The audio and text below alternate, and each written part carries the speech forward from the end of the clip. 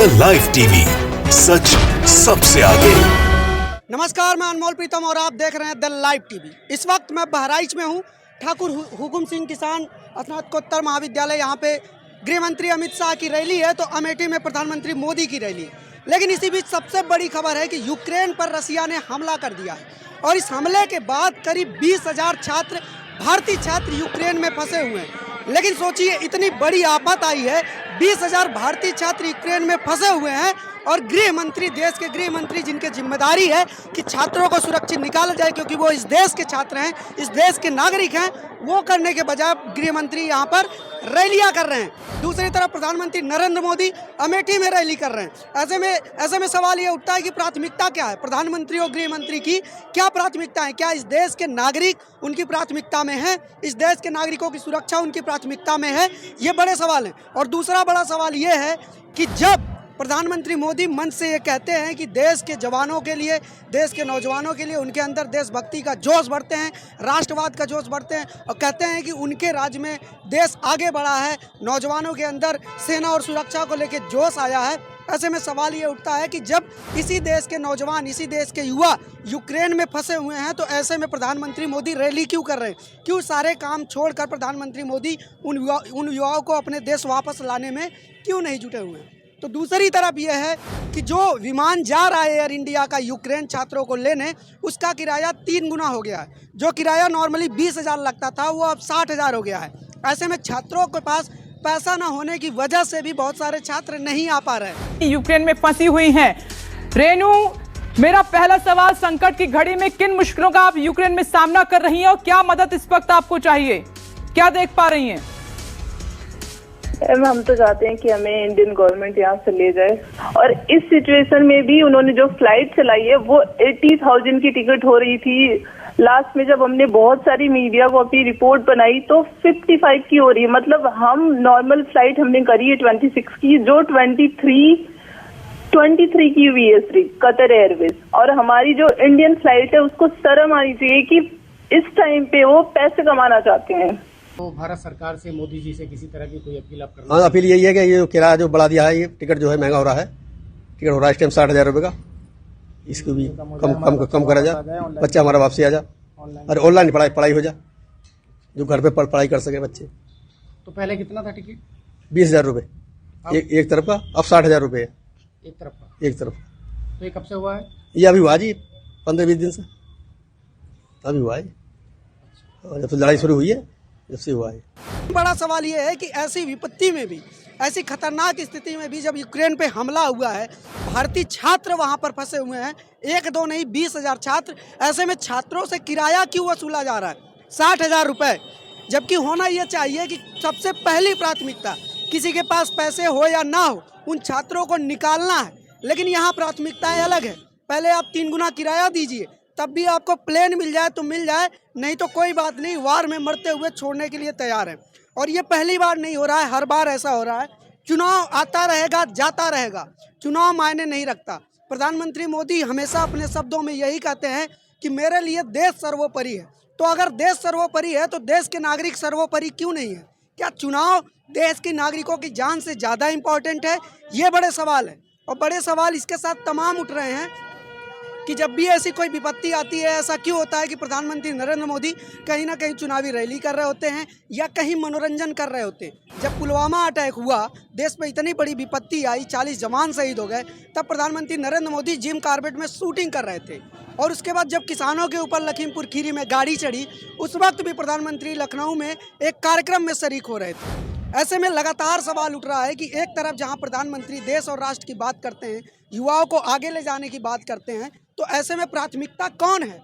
अगर इस देश का नागरिक प्रधानमंत्री की प्राथमिकता में नहीं है, इस देश के नागरिक की सुरक्षा गृह मंत्री के प्राथमिकता में नहीं है, तो फिर ये चुनाव का ढकोसला क्यों?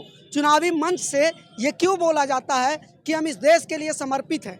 सबसे बड़ा हमला हुआ है, 20,000 छात्र। आप सोचिए, इसी देश के छात्र हैं जो मेडिकल की पढ़ाई करने के लिए यूक्रेन जाते हैं। क्या उन छात्रों की सुरक्षा अहम नहीं है?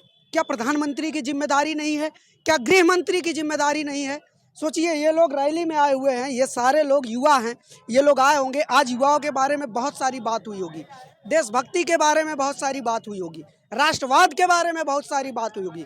लेकिन क्या प्रधानमंत्री या गृह मंत्री के मुंह से एक शब्द भी यूक्रेन में फंसे उन 20,000 छात्रों के लिए बोला?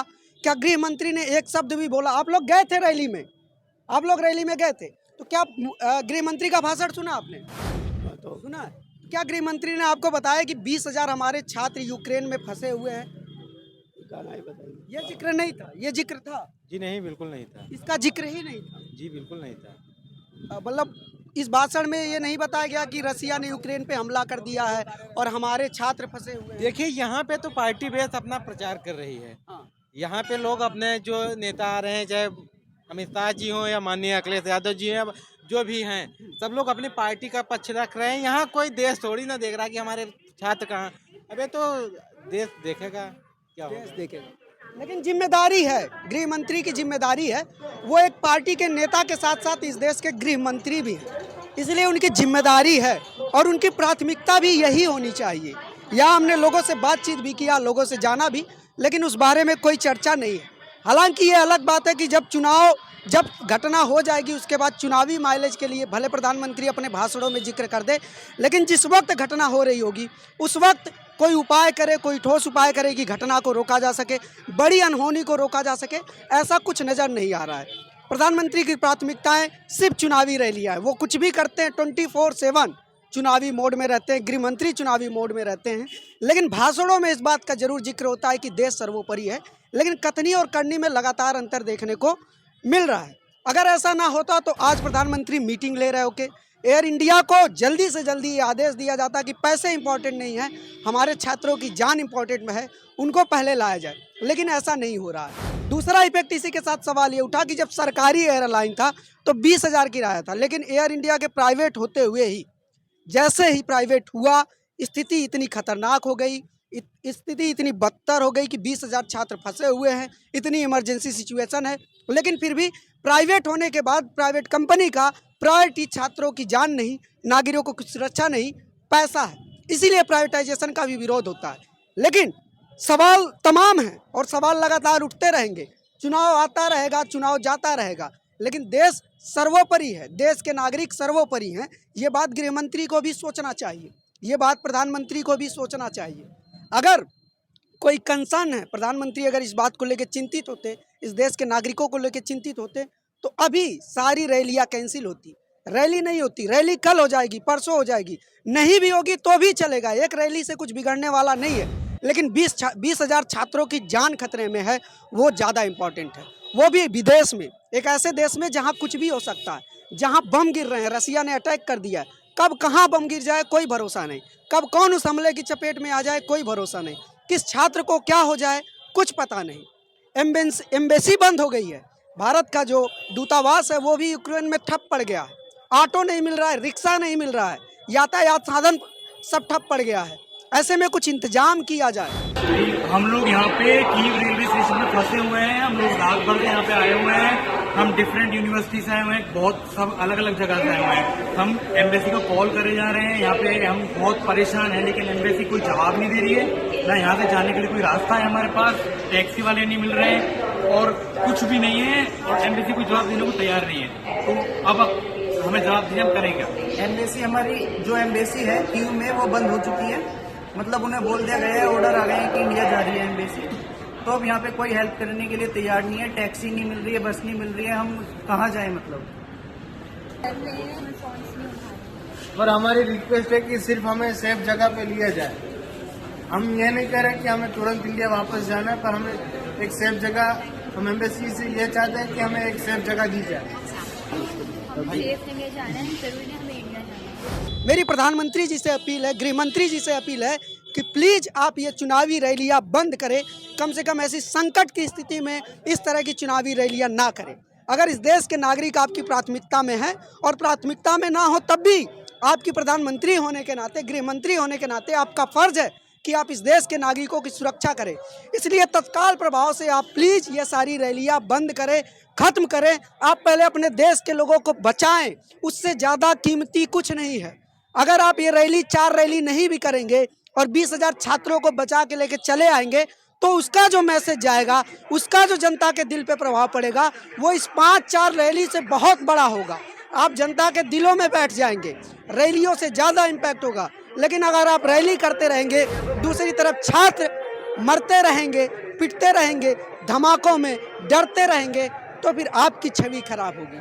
आपके प्रधानमंत्री होने पर संदेह होगा, आपके जिम्मेदारी पर संदेह होगा, आपके प्राथमिकता पर सवाल उठेगा।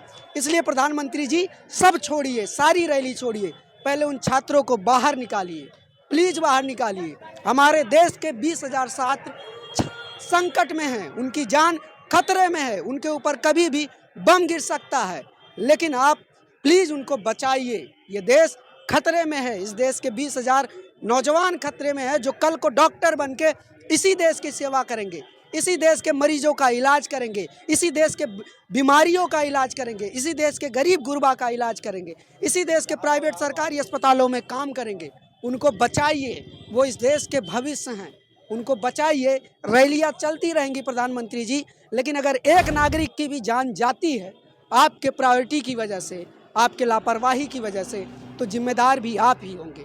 अगर यूक्रेन में भारतीय नागरिकों को, भारतीय छात्रों को कुछ होता है, तो इसकी जिम्मेदारी भी आपको लेनी पड़ेगी, क्योंकि आप समय रहते कोई उपाय नहीं कर रहे हैं। आप चाहते तो 10 दिन पहले से, जब इस तरह की खबरें शुरू हो रही थी, ये लगातार माहौल बन रहा था कि युद्ध हो सकता है, तो आप पहले उनको निकाल लाते, लेकिन आप चुनाव में व्यस्त हैं। आप चुनाव छोड़िए, आप ये सोचिए कि आप एक पार्टी के नेता के साथ साथ इस देश के प्रधानमंत्री भी हैं, और इस देश के प्रधानमंत्री होने के नाते आपके कुछ फर्ज हैं, उन फर्जों को पूरा कीजिए और सब कुछ खत्म कीजिए। चुनावी रैलियाँ, छात्रों को निकालिए।